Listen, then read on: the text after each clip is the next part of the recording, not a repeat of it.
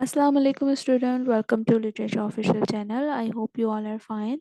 जैसा कि आप सबको पता है कि हमने इंग्लिश लेक्चरर की प्रिपरेशन की सीरीज़ को स्टार्ट किया है। पिछली वीडियो के अंदर हमने मॉक पेपर को सॉल्व किया था, एमसीक्यूज़ के जो थे उसके हिसाब से हमने उसको सॉल्व किया था। इस वीडियो के अंदर अब हम एजेस वाइज जो है इंपॉर्टेंट की पॉइंट्स और एमसीक्यूज़ को कवर करेंगे, जो कि पिछले टेस्ट के अंदर भी आ चुके हैं। उन एमसीक्यूज़ को एक साथ सम अप किया है और उसके साथ साथ की पॉइंट्स भी जो है हर एज के हम एजेस वाइज जो है कवर करेंगे।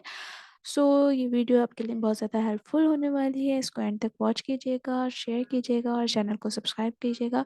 सबसे पहली एज जो है हमारी इंग्लिश लिटरेचर के अंदर वो है एंग्लो सैक्सन। सो हम एंग्लो सैक्सन से स्टार्ट करेंगे। एंग्लो सैक्सन के हम कुछ मेन पॉइंट्स को डिस्कस करेंगे, उसके बाद जो है मेन एमसीक्यूज जो है इस एज के उसको हम सॉल्व करेंगे। ठीक है, सो स्टार्ट करते हैं एंग्लो सैक्सन के की पॉइंट से। एंग्लो सैक्सन पीरियड जो है उसका जो ब्रीफ नोट अगर हम देखें, English literature begin with their songs and stories. English literature जो है स्टार्ट हुआ था एंग्लो सैक्सन पीरियड से, और ये इनके जो सॉन्ग्स एंड स्टोरीज जो थी उसके थ्रू जो है इंग्लिश लिटरेचर की जो है बुनियाद स्टार्ट हुई थी। The three tribes of these ancestor, the juice, the angles and the Saxon. Three tribes थे एंग्लो सैक्सन, जिनको हम थ्री ट्राइब्स को जब हम यूनाइट करते हैं उनको हम एंग्लो सैक्सन कहते हैं। जो ये तीनों जो है इन्होंने ब्रिटेन को कनकेट किया था in the latter half of the fifth century. Fifth century के अंदर ये लोग जो है ब्रिटेन पे आए थे और उन्होंने जो है ब्रिटेन को कनकेट किया था। ठीक है, और इसके साथ साथ यहाँ पर इन्होंने अपने जो है इंग्लिश लिटरेचर को बिगिन किया था। They laid the foundation of English nation की फाउंडेशन इन लोगों ने रखी थी। And after that the English literature started. This early English literature is called Anglo Saxon period. इस पीरियड को हम एंग्लो सैक्सन पीरियड कहते हैं, जो कि 450 से 1050 पे एंड हुआ था। और द ओल्ड इंग्लिश पीरियड का भी हम इसको कहा जाता है। ठीक है, या फिर इसको और ज़्यादा जो है एक्सटेंडेड कर देते हैं तो 1150 में जो है इसका 1160 जो है इसका एंड था एंग्लो सैक्सन पीरियड का। ठीक है, उसके बाद अगर हम इनका लाइफ स्टाइल देखें तो इनका जो है लाइफ स्टाइल है एंग्लो सैक्सन का, जो इनका पूरा का पूरा वो हमें इनके लिटरेचर से मिलता है। बिकॉज इनके जो पोम्स हैं या ओरल ट्रेडिशन जो इनका चलता आ रहा था, जो कि हमें लिटरेचर में मिलता है। According to William J Long, उनकी जो पोइट्री है वो डील्स करती है with their love of professional freedom. They represent responsive to nature, their religion, their reference to womanhood, and their struggle for glory as a ruling motive in early noble life. ठीक है, सो उनकी जो poetry है उसके अंदर ये तमाम main keyword जो है हमें उनकी पोइट्री के अंदर मिलते हैं। ठीक है, सो ये कुछ इंपॉर्टेंट पॉइंट्स थे एंग्लो सैक्सन के।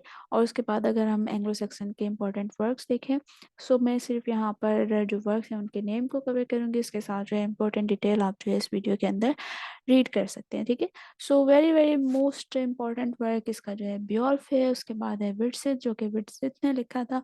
उसके बाद है वेल्ड्रा। ठीक है, ये भी जो है फेमस पोम जो है या फेमस वर्क जो है इस पीरियड की, वो जो है हम इसके अंदर कवर करें। ठीक है, उसके बाद जो है डियोर भी जो है एक बहुत ज़्यादा फेमस पोम है इस एरा की। उसके बाद जुडिथ है, जो कि रिलीजियस पोम है इस पोइट्री के इस पीरियड की। उसके बाद रूइन है, जो कि एक एलिगी है। और उसके बाद वैंडरर भी जो है ये भी एक बहुत फेमस पोइट्री है इस पीरियड की। उसके बाद seafarer, the wife complain and the husband complain, Wulf and इडियोकर।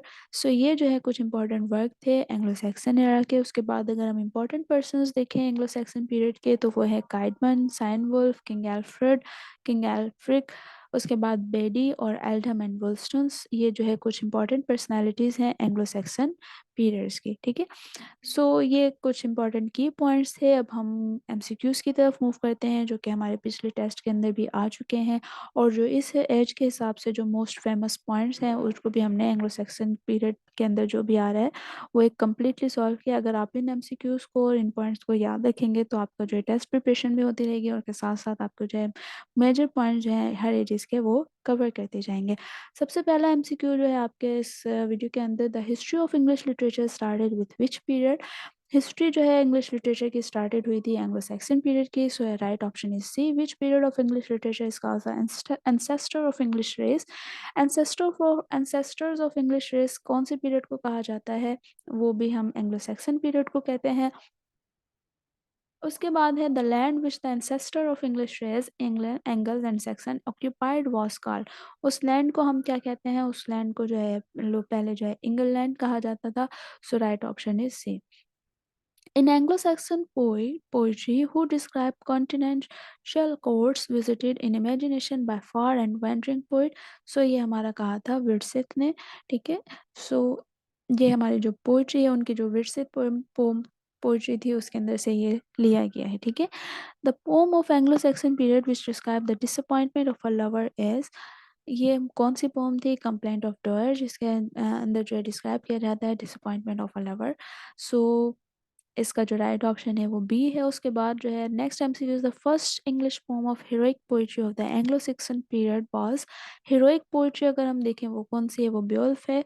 उसके बाद हमारे पास नेक्स्ट एमसीक्यू है, name the religious poet of the Anglo Saxon period. Anglo Saxon period के अंदर जो रिलीजियस पोइट थे वो काइडमन थे एंड सैनवुल्फ थे। So right option is both A and B. Which of the poet of Anglo-Saxon poetry sang in the series the whole story for of the fate of the man from the creation and the fall of redemption and the last judgment? ये कौन से poet ने जो है इनकी poetry के अंदर आता है? ये काइडमन की जो पोइट्री थी उसके अंदर ये तमाम चीज़ें जो है, तीनों चीज़ें जो है इसके अंदर मिलेंगी हमें, ठीक है। उसके बाद हमारे पास जो नेक्स्ट एमसीक्यू है, the poetry of which period deal with the tradition of an older world and express another temperament of way of living life. So ये एंग्लो सैक्सन के एरा की जो पीरियड की जो पोइट्री थी वो जो है ओल्ड ट्रेडिशंस के बारे में बताती थी, ओल्ड टेम्परामेंट के बारे में बताती थी, ठीक है। So right option is C. उसके बाद है who was were the great pioneers of English prose. Pioneers कौन थे इंग्लिश प्रोस के जो बिल्कुल स्टार्टिंग में? सो वो एल्फ्रेड एंड एल्फ्रिक जो है वो both are the pioneers of English prose. Next MCQ, who wrote sermons in a sort of poetic prose. Sermons जो है किसने जो है लिखे थे पोइटिक प्रोस में? वो लिखे थे एल्फ्रिक अ प्रेस्ट, ठीक है। ये एक प्रीस्ट थे और ये उन्होंने जो है पोइटिक प्रोस के अंदर जो है सरमन्स को लिखा था। A number of Latin chronicles in English was translated by which Anglo Saxon pros, ठीक है। सो एंग्लो सैक्सन प्रोस का जो बहुत ज़्यादा क्रॉनिकल्स थे वो किसने जो है ट्रांसलेट किए थे? एल्फ्रेड द ग्रेट, उन्होंने जो इसको इंग्लिश में ट्रांसलेट किया था। When were the angles and Saxon first landed in England?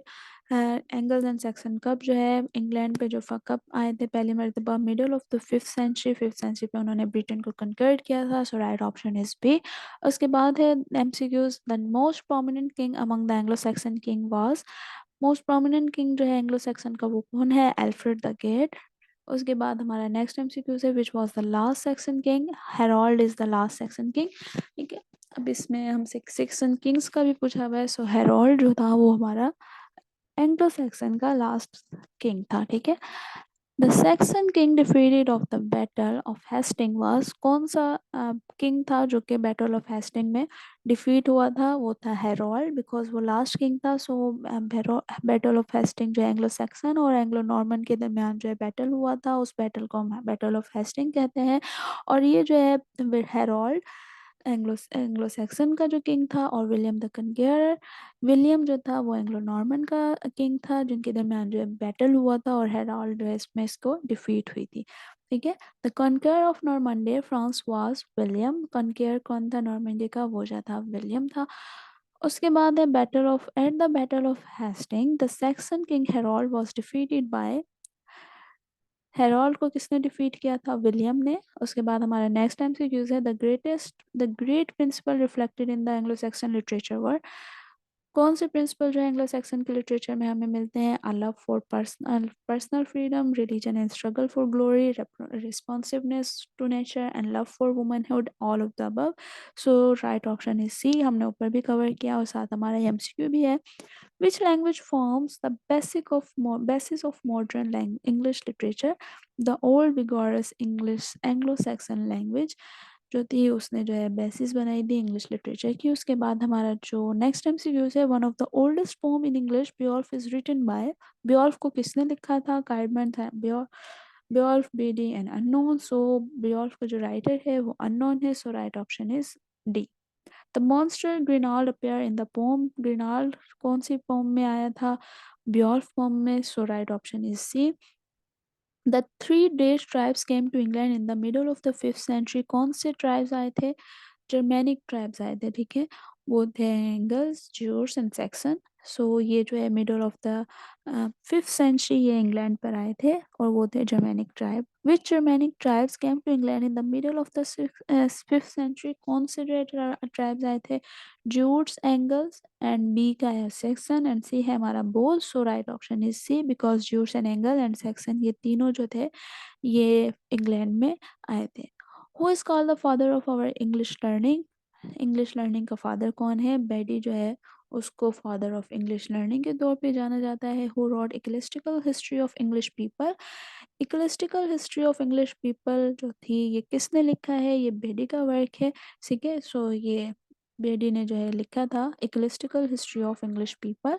उसके बाद है the didactic poem Christ is written by. Christ किसने लिखा है? साइन वुल्फ ने लिखा है. Right option is A. Who translated Bede's history into English in Anglo Saxon period? Anglo Saxon period के अंदर बेडीज की जो हिस्ट्री थी इक्लेस्टिकल हिस्ट्री वो किसने ट्रांसलेट की थी इन इंग्लिश? वो की थी किंग एल्फ्रेड ने. Right option is A. Who contribute to English Saxon chronicles? Chronicles में किसने कंट्रीब्यूट किया था? किंग एल्फ्रेड ने. बिकॉज अगर हम देखें प्योनर्स थे ये प्रोस के भी इंग्लिश लिटरेचर के अंदर. So right option is A. Alfred became the king of Wessex in. Wessex के जो किंग बने थे कब बने थे? वेसेक्स का किंग बना था एल्फ्रेड और वो कब बना था? 1871 में वो जो है वेसेक्स का जो है किंग बना था. ठीक है, उसके बाद हमारा नेक्स्ट एमसीक्यू है battle of Harold the last of the Saxon king defeated इन.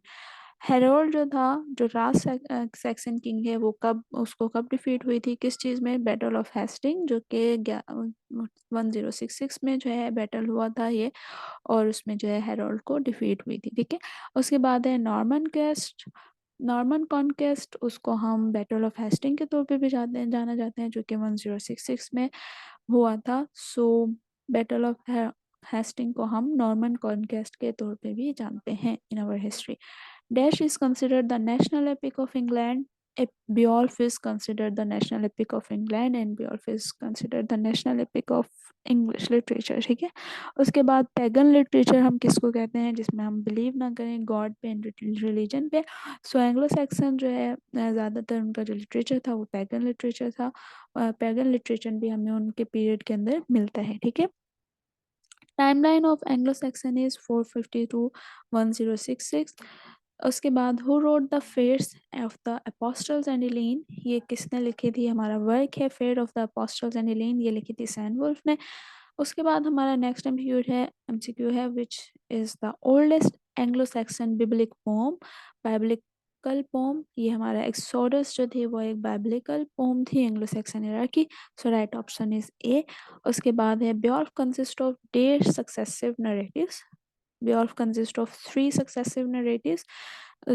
उसके बाद हमारा जो नेक्स्ट एमसीक्यू है the line came on the dark night gliding the shadowy powerless has been taken from. ये हमारी जो लाइन है वो लिखी गई है बेओल्फ पोम के अंदर से. उसके बाद हमारा नेक्स्ट एमसीक्यू हम चलते हैं बेडी रोड इक्लेस्टिकल हिस्ट्री इन. बेडी ने किस में लिखी थी इक्लेस्टिकल हिस्ट्री? वो लिखी थी लैटिन में और किंग एल्फ्रेड ने उसको कन्वर्ट किया था इन इंग्लिश.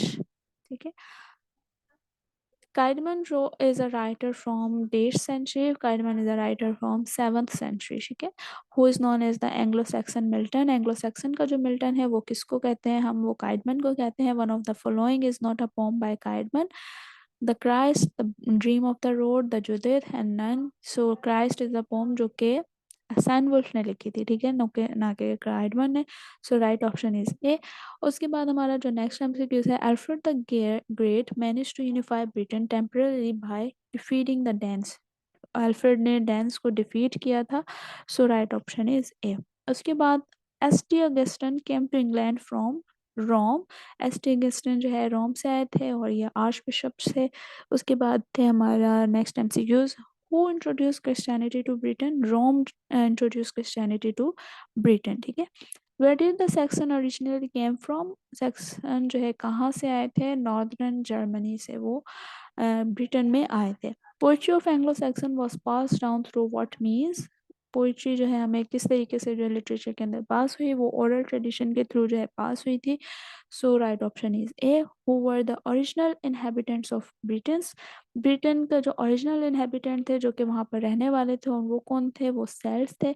सेल्ट्स को किसने डिफीट किया था, 3 जर्मेनिक ट्राइब्स ने। 3 जर्मेनिक ट्राइब्स से सैक्सन, एंगल्स एंड ज्यूट्स। उसके बाद what did the Anglo Saxon call Britain. Anglo Saxon जो है ब्रिटेन को क्या कहते थे, वो कहते थे Anglo land. So right option is A. Alfred died in, Alfred की डेथ हुई थी 1901 एडी में। राइट ऑप्शन इज ए। ठीक है, ये कुछ मेन पॉइंट थे हमारे एंग्लो सैक्सन एरा के अंदर से। आई होप कि आपको बहुत सारे पॉइंट्स इस एज के अंदर से कवर हो चुके होंगे। नेक्स्ट वीडियो हम एंग्लो नॉर्मन पीरियड के कवर करेंगे, उसके जो कुछ इंपॉर्टेंट की पॉइंट्स, और उसके साथ साथ हम इसके एमसीक्यूज। वीडियो को शेयर कीजिएगा, चैनल को सब्सक्राइब कीजिएगा। अल्लाह।